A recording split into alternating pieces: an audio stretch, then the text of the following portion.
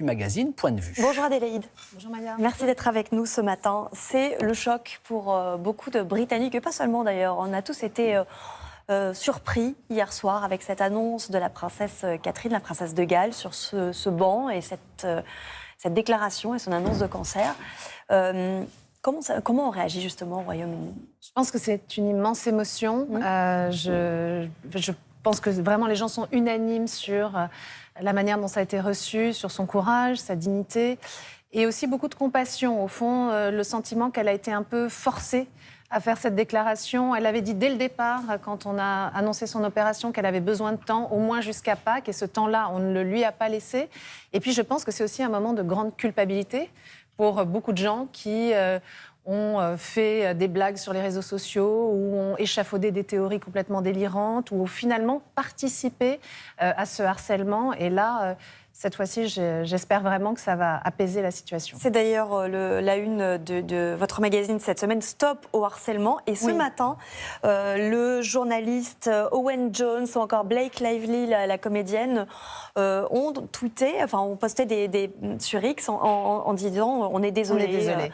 Et c'est vrai que moi, ça m'avait choquée parce que, alors c'est même pas une question de féminisme, mais quand même en termes de sororité, quand il y a quelqu'un qui est malade, je trouve, elles savent, Blake Lively, ces personnalités savent ce que c'est que d'avoir des trolls sur des réseaux sociaux, d'être poursuivi, d'être sous l'œil du public. C'était très étonnant. Alors, c'était pas très méchant, mais c'était vraiment malvenu.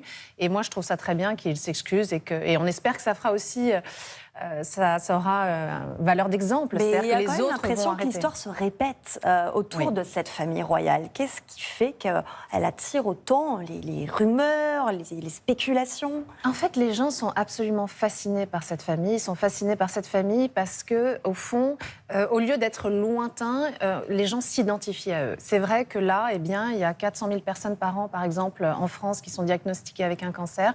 Ils vont se sentir en empathie avec elles. C'est vrai que ces personnalités, on les voit naître, on les voit grandir, on les voit s'aimer, on les voit souffrir. Et ça crée une relation d'une force incroyable. Il faut voir les gens dans la rue hier, certains en larmes, ceux qui réflexent aussi, qui rappellent Diana, alors c'était pas des foules immenses, mais qui sont venus devant les grilles de Buckingham, qui ont dit qu'ils allaient se rendre à Windsor, qui se sont massés devant Kensington.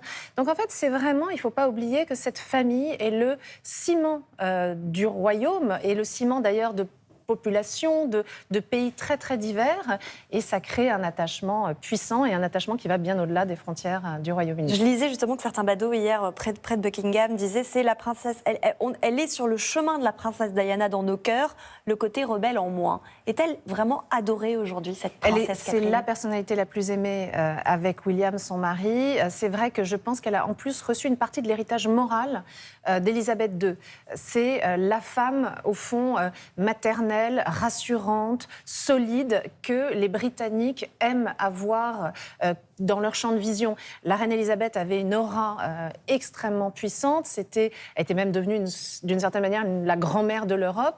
Eh bien, une partie de cette fonction-là s'est reportée sur Kate. Camilla, la reine consort, fait beaucoup, mais elle a une histoire tellement clivante par rapport aux Britanniques, parce qu'elle a été la maîtresse longtemps, parce que c'était l'ennemi de Diana, qu'elle ne pourra pas reprendre cet héritage-là. C'est Kate qui le reprend.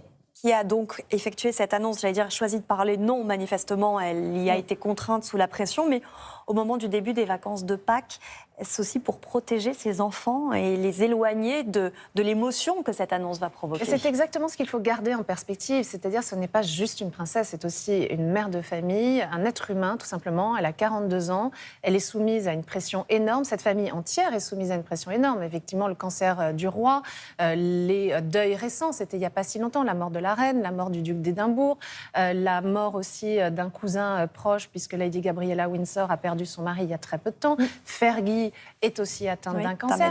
Je veux dire, c'est énorme ce qu'ils ont traversé en tant qu'être humain, et ils ont surtout des très jeunes enfants, 10, 8, 5 ans. Ils sont très inquiets pour leur maman et c'est légitime. Il faut leur permettre de les protéger, et c'est évident qu'en les sortant de l'école, en évitant d'avoir les réactions des camarades, les réactions des professeurs, eh bien, ça permet de passer 15 jours un tout petit peu à l'abri. Elle a demandé de l'espace, de l'intimité, du temps. Vous pensez que les tabloïds vont le respecter ? Alors, si vous regardez, le problème, il ne vient pas des tabloïds cette fois-ci. Et ça, c'est la grande différence avec Diana. Diana a laissé une marque tellement forte que cette fois-ci, les tabloïds se sont vraiment tenus à distance. Si vous regardez, ils n'ont pas publié la première photo volée qui est parue aux États-Unis, mais en Angleterre, c'est absolument pas sorti.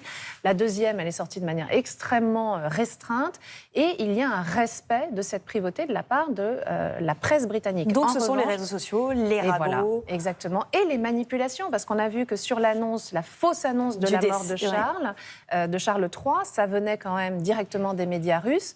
Il faut beaucoup se méfier de ce qu'on forward, de ce qu'on fait suivre sur les réseaux sociaux, de ce qui nous indigne.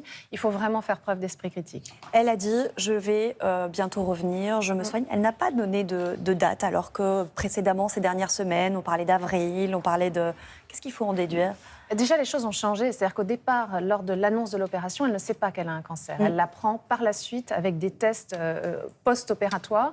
Donc, ça change évidemment le timing qui avait été annoncé. Puis surtout, on sait qu'elle est en train d'être traitée pour une chimiothérapie préventive. Cette chimiothérapie préventive, normalement, elle s'étale sur plusieurs mois. Et puis surtout, ça va dépendre de la réaction de son corps. Ça va dépendre aussi de ses forces. Et ça, il faudra s'adapter et respecter ce temps-là. Vous évoquez la puissance de Kate et de cette annonce-là. Peut-on imaginer que ça aura des répercussions sur la santé, la prise en charge de la santé des sujets britanniques? Mais c'est une évidence, c'est exactement pour cette raison que et Charles III et Kate, finalement, même si elle y est poussée plus vite qu'elle ne le souhaitait, elle avait dit dès le départ qu'elle en parlerait. À un moment, elle ne pensait pas le faire aussi vite. Ils le font pour encourager leurs concitoyens aussi à se faire traiter, à se faire dépister. Et regardez la fin de sa déclaration. Kate, elle parle justement de ceux qui, comme elle, sont atteints de cette maladie. Et elle leur dit avec beaucoup d'émotion, vous n'êtes pas seuls. Et elle n'est pas seule non plus. Merci Exactement. beaucoup, Merci Adélaïde de Clermont-Tonnerre. Je signale un numéro spécial autour de la princesse Kate. Ce numéro spécial, 2 points de vue. Kate, la force d'un destin. Merci beaucoup.